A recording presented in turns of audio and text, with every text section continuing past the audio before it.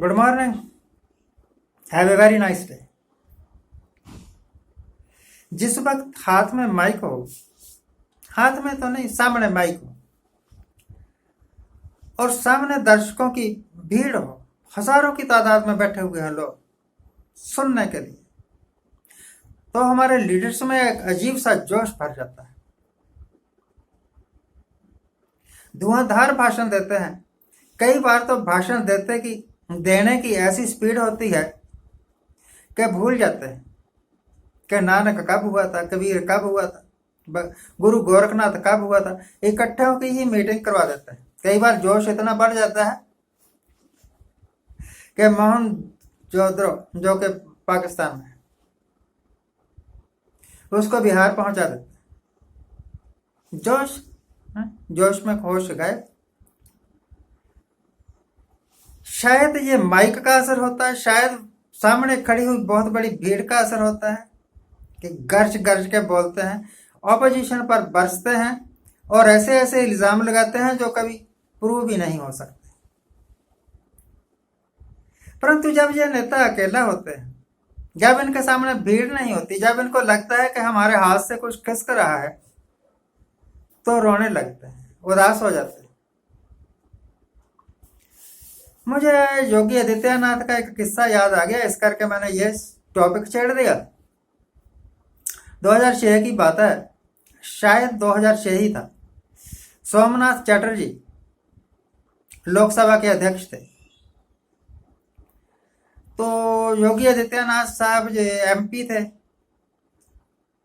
तो खड़े हुए लेक्चर देने लगे और रो पड़े, और रो भी ऐसे पड़े कि सावन भादों की मतलब जिस तरह सावन भादों में पानी बरसता है, इस तरह इनकी आंखों से आंसू बरसे, हूं करके। और चटर्जी बेचारे परेशान हो गए। वो कहने लगे, भाई इनको चुप करवाओ, और बोले, डोंट वरी। हिंदी कम जानते थे, बहुत ही कम जानते थे Hindi. I shall look into the matter, I shall help you. आप हमें बताइए हुआ क्या है। तो रोते रोते कहने लगे, जनाब कि मैंने शादी नहीं की क्योंकि मैंने देश की सेवा करनी थी। मैंने लोगों के दुखों को दूर करना। देश की सेवा का मतलब है लोग दुखी हैं तो उनको सुख देना। परंतु मेरी सिक्योरिटी छीन ली है सरकार ने। अब मुझे मेरी जान को खतरा हो गया, मुझे तो कभी भी कोई गोली मार देगा। और रोते रहे 4-5 मिनट। चटर्जी साहब ने बहुत हौसला दिया और सरकार को भी कहा कि भैया ये रो रहा है तो इसके सिक्योरिटी दे दो। क्यों जुलूस निकलवाते हो इसका? ये किस्सा नहीं है, यह हकीकत है। आप YouTube पर या लिखेंगे ना गूगल पर कि जब योगी आदित्यनाथ रो पड़े थे, तो आपको बहुत सारे वीडियोस नजर आ जाएंगे। आप देख सकते हैं, आप सुन सकते हैं। इस करके प्रूफ के तौर पर मैं वो वीडियो यहां आपको अटैच नहीं कर रहा, क्योंकि मामूली सी बात है। सर्च करिए, जब योगी आदित्यनाथ रो पड़े, आपको कम से कम 20 ऐसे वीडियो क्लिप्स मिल जाएंगे अलग अलग अपलोडर्स के, जो आपको ये बता देंगे कि मैं, और मुझे झूठ बोलने की जरूरत ही क्या। Why should I tell it? रो पड़े थे क्योंकि सिक्योरिटी चली गई थी और उन्हें डर लग रहा था कि कहीं कोई मुझे गोली ना मार दे। परेशान। अब तो मैं मुख्यमंत्री हैं, पूरे प्रदेश की सिक्योरिटी उन्हीं के हाथ में है, और पुलिस का सारा अमला भी उनके हाथ में। पुलिस का क्या, हर एक का अमला उनके हाथ में। उनके एक ऑर्डर पर कुछ से कुछ हो सकता है। तो फिर क्यों हर तीसरे दिन यूपी में कहीं ना कहीं किसी ना किसी लड़की का बलात्कार हो जाता है, अपहरण हो जाता है और मार दी जाती है, या लूट मार की घटनाएं हो जाती हैं? क्यों होता है? ऐसा लगता है कि यूपी में कोई राज नहीं है, बल्कि गुंडा राज है। ये हो सकता है, ये हो सकता है कि जो इस वक्त सरकार है, जो लोग सरकार में हैं, बीजेपी की गवर्नमेंट को बदनाम करने के लिए विरोधी पार्टियों के लोग अपने गुंडा तत्व, इनके पास गुंडे तो होते ही हैं ना, से कुछ करवा देते हो शरारत। पर कितनी शरारत है, कितनी शरारत। जो शरारत कर रहा है, जो अपहरण कर रहा है, जो बलात्कार कर रहा है, किसी के कहने पर ही सही कर रहा है, जब वो फंस जाएगा, जब पुलिस के डंडे पड़ेंगे, जब जज साहब ये कह देंगे कि इसने जो अपराध किया है वो रेयरेस्ट ऑफ द रेयर है और इसकी सजा सिर्फ सजाए मौत है, तब उनकी कौन मदद करेगा? कोई नहीं ना। इस करके इस लॉजिक पर चलना कि विरोधी दल के नेता ही सारा कुछ करवा रहे हैं, ये तो it is absurd, it is nonsense, बिल्कुल गलत है। हो सकता है एक दो घटनाएं ऐसी होती होंगी। अब यूपी का हाल तो यह है कि हर तीसरे दिन किसी न किसी लड़की के साथ कुछ ना कुछ हो जाता है और फिर योगी साहब पूरी फोर्स लगा देते हैं कि कोई भी ओपोजिशन का लीडर मिलने ना जा सके, जो विक्टिम के परिवार हैं उनको पूरी फोर्स लगाई हुई है।